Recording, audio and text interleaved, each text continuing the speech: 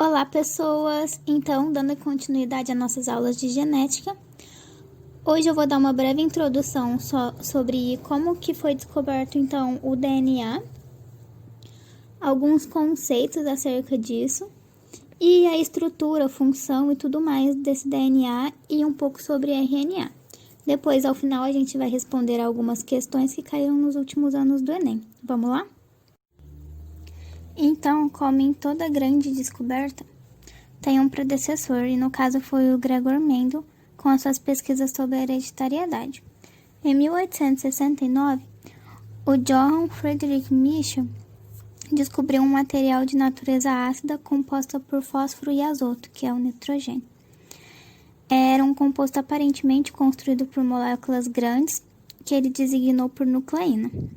Depois, em 1880, o Albrecht Kossel demonstrou que essa nucleína continha bases azotadas, ou seja, bases nitrogenadas, na sua estrutura, daí serem ricas em azoto, como tinha mostrado o Michel. Em 1889, o Richard Altman, aluno de Michel, comprovou a natureza ácida, obtendo a nucleína com alto grau de pureza, designando isso por ácido nucleico. Já em 1890, houve a descoberta do RNA e DNA.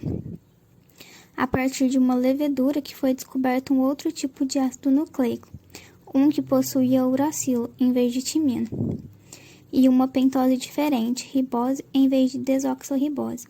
Com isso surgiu as duas classificações de ácidos nucleicos, de acordo com o glicídio que possuíam, o ácido ribonucleico, RNA, e o desoxirribonucleico, DNA. Já em 1950, com Chargaff, ele fez duas regras. Uma era que a quantidade de adenina é equivalente à de timina, e a de guanina é igual à de citosina. Mas essas quantidades não são iguais para os dois pares de bases.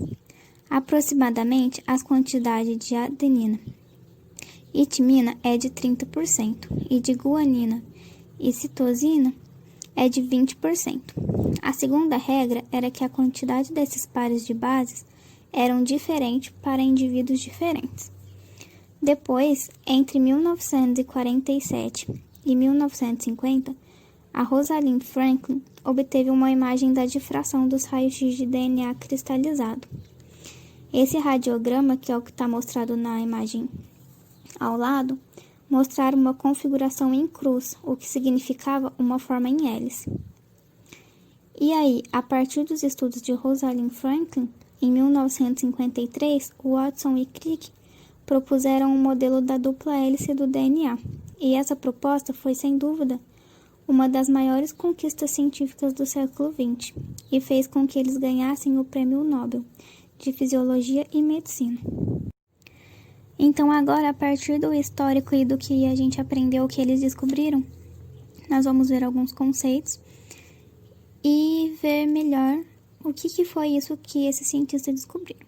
Bom, o código genético é o código do DNA que se expressa por trincas de bases, ou seja, 3 letras, igual aqui na imagem ao lado, que tem guanina, citosina e adenina, que foram denominadas de códon.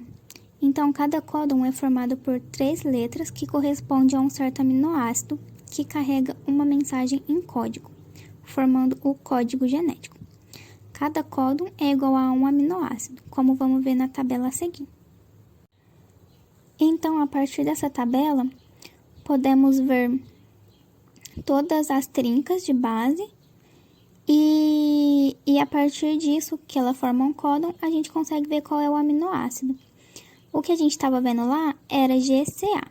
Então, a gente vai ver aqui na tabela, na parte laranja, a primeira base era G. Então, a gente vem aqui na coluna do G. A segunda base era C. A gente vem na coluna do C. E a terceira base era A. Então, a gente vai na coluna do A. Então, o aminoácido que a gente estava vendo na imagem acima era uma alanina. O genoma. O genoma é o conjunto de todos os genes de uma espécie de ser vivo. São todas as informações hereditárias de um organismo que está codificada no seu DNA. Como podemos ver aqui na imagem, é o sequenciamento de um genoma de alguma espécie. Bom, então vamos falar um pouco da composição do DNA. O DNA é composto por ácidos nucleicos, que são macromoléculas compostas por nucleotídeos. Existem dois tipos de ácidos nucleicos, como ditos lá no histórico. O ácido desoxirribonucleico, que é o DNA, e o ácido ribonucleico, que é o RNA. O DNA, portanto, é um ácido nucleico composto por biomoléculas formadas por polinucleotídeos, ou seja, vários nucleotídeos. E esses nucleotídeos são formados por três estruturas: o grupo fosfato, uma pentose e uma base nitrogenada.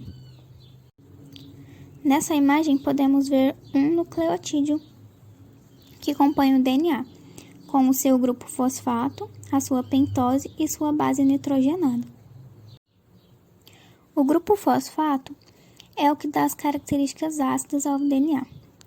Já a pentose é um açúcar de 5 carbonos, sendo que o açúcar do DNA é a desoxirribose e o açúcar do RNA é a ribose, igual podemos ver aqui nas imagens o que muda de um para o outro, em vermelho. Já as bases nitrogenadas são bases que contêm nitrogênio. As bases nitrogenadas do DNA é a adenina, guanina, timina e citosina.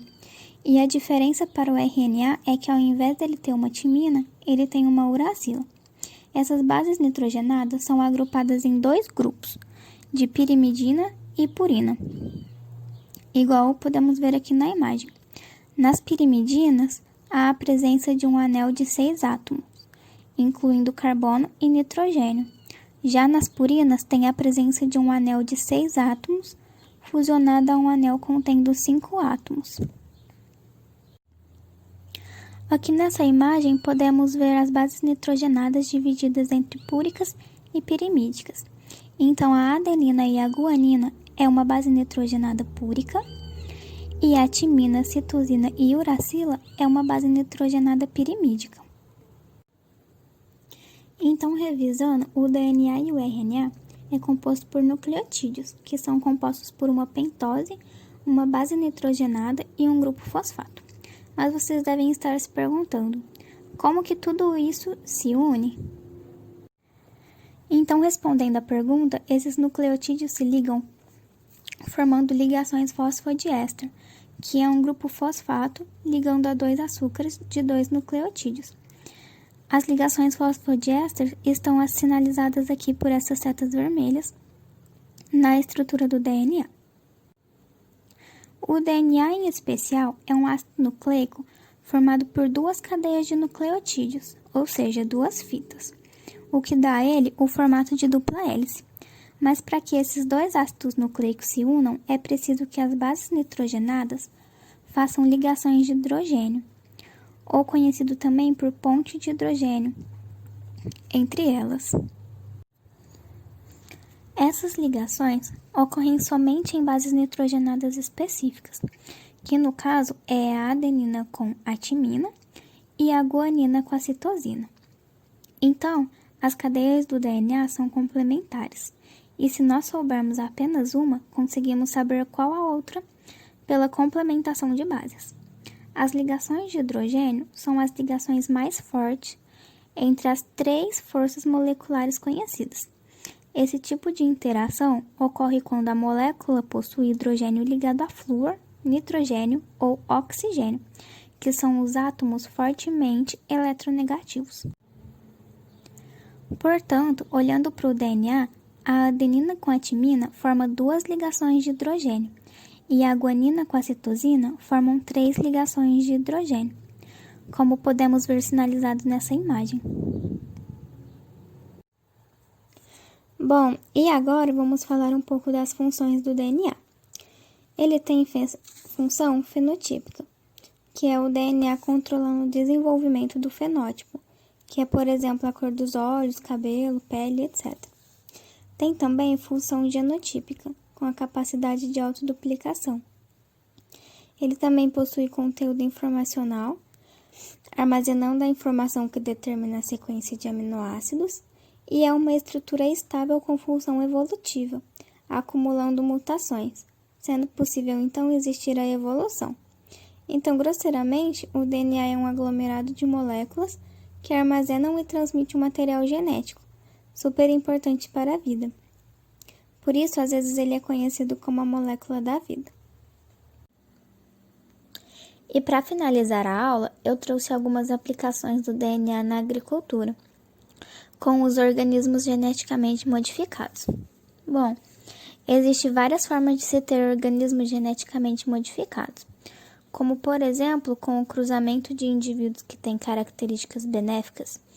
Para aumentar a progênie, estamos fazendo modificações genéticas entre a mesma espécie. Outra forma de se fazer OGM é através da transgenia. Um transgênico é quando existe o transporte de genes entre espécies diferentes. Por exemplo, no caso de uma herbivoria, pegamos uma estrutura de resistência a uma praga, que no caso é o gene de um inseto que produz uma proteína específica, chamada proteína cristal, e aí inserimos o gene desse inseto na planta, fazendo essa planta exibir fenotipicamente essa característica. E aí, quando o inseto predar essa planta, ele vai acabar morrendo por conta da proteína.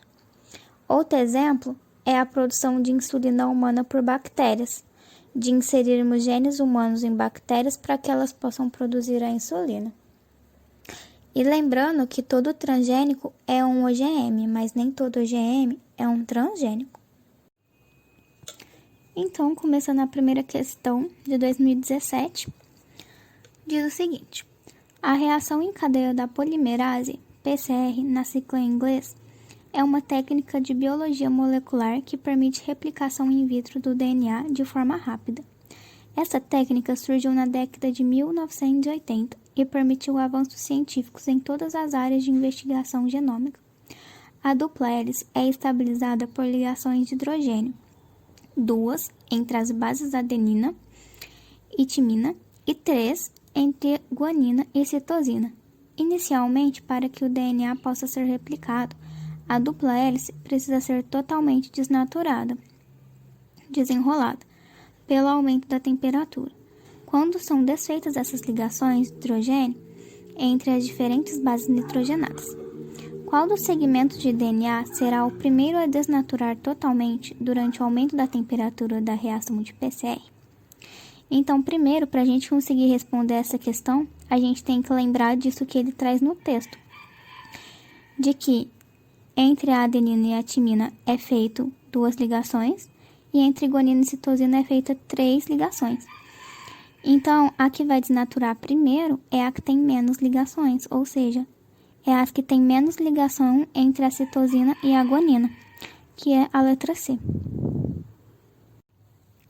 Então, na questão 2 de 2017, fala: o resultado de um teste de DNA para indicar o filho de um casal entre 5 jovens está representado na figura.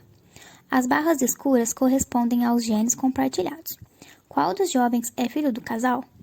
Então, nessa questão, a gente tem que comparar os genes da mãe, que é uma coluna, os genes do pai, que é a outra coluna, com os genes dos 5 prováveis filhos desse casal. E com isso, a gente vai fazer o seguinte: para a gente comparar o gene da mãe e do pai com os prováveis filhos, a gente vai pegar a coluna e vai percorrer a linha. Então, aqui no primeiro, a mãe tem o gene e o pai não. Então, o filho tem que ter esse gene. Qual que tem é o terceiro. Então, ok, o terceiro tem um gene da mãe, porque ele tem que herdar um da mãe ou um do pai. Na segunda linha, é o gene do pai. O indivíduo que possui é o segundo e o terceiro, então ok. Já na terceira linha, nem o pai nem a mãe têm esse gene. Então, os indivíduos que têm esse gene, eles não são filhos dele, porque ele tem que ter dado esse gene ou da mãe ou do pai. Se a mãe nem o pai têm esse gene, então eles já podem ser excluídos. O 1 e o 5 não é filho desse casal. Aí no quarto, o 3 ok, E o 5, ele já estava descartado. O quinto, o primeiro filho tem, mas ele estava descartado. No sexto, o segundo é ok e o quarto também. No sétimo, nenhum tem esse gene. Aí no nono, ou no oitavo, né, que nem a mãe nem o pai tem, então ninguém pode ter. Continua os outros lá excluídos. Aí daqui para baixo, vão ter filhos que têm genes que o pai e a mãe não têm. Então, eles podem ser excluídos também. E o único que sobra é o terceiro, que é o filho do casal, então. Na questão 3 de 2017, fala que um geneticista observou que determinada plantação era sensível a um tipo de praga que atacava as flores da lavoura. Ao mesmo tempo, ele percebeu que uma erva daninha que crescia associada às plantas não era destruída. A partir da técnica de manipulação genética em laboratório, o gene de resistência à praga foi inserido na planta cultivada, resolvendo o problema. Do ponto de vista da biotecnologia, como essa planta resultante da intervenção é classificada? Então é aquilo que a gente viu por último, né? Das aplicações na agricultura. Então, letra A, clone, ela não pode ser um clone, porque se ela fosse um clone, ela ia continuar sendo igual. Então, ela não ia ter a resistência para essa praga. Se ela fosse híbrida, também não. Mutante não significa que foi para esse gene. Dominante é só aquilo que a gente viu na aula do Mendel, que ela é dominante para uma característica. Então, o que melhor entra nessa classificação é a transgênica, que é quando você pega um gene específico e coloca em outra planta para ela ficar resistente a algo. Bom, na questão 4 de 2018, fala que um estudante relatou que o mapeamento do DNA da cevada foi quase todo concluído em seu código genético desvendado. Chamou a atenção para o número de genes que compõem esse código genético e que a semente da cevada, apesar de ser pequena, possui um genoma mais complexo que o humano, sendo boa parte desse código construída de sequências repetidas. Nesse contexto, o conceito de código genético está abordado de forma equivocada. Cientificamente, esse conceito é definido como: bom, como nós vimos no começo da nossa aula, o código genético ele se dá a partir das trincas de bases que são codificadas nos aminoácidos, conforme aquela tabelinha que a gente tinha visto. Então, a alternativa que mais se enquadra a isso é a alternativa letra A, que diz que as trincas de nucleotídeos que codificam os aminoácidos. E a nossa última questão, de 2018, fala: considere em um fragmento ambiental uma árvore matriz com frutos, M, e outras 5 que produzem flores e são apenas doadoras de pólen, DP1, DP2, DP3, DP4 e DP5. Foi excluída a capacidade de autopolinização das árvores, ou seja, elas não podem se autofecundar, não pode ser o mesmo material genético. Os genótipos da matriz da semente, S1, e das prováveis fontes de pólen foram obtidas pela análise de 2 locus A e locus B, de marcadores de DNA, conforme a figura. A progênese S1 recebeu o pólen de qual doadora? Então, aqui a gente vai ter que fazer igual da primeira questão lá em cima. Não era a primeira, né? Mas era lá em cima. Que a gente pega a M e a S1 e compara com as DP, que são as doadoras de pólen, que no caso seria o pai, né? Então, comparando, as que dá certinho, que dá ok, é a DP5. Então é isso, pessoas. Se ficou alguma dúvida, deixe aqui embaixo nos comentários que depois a gente responde, tá bom?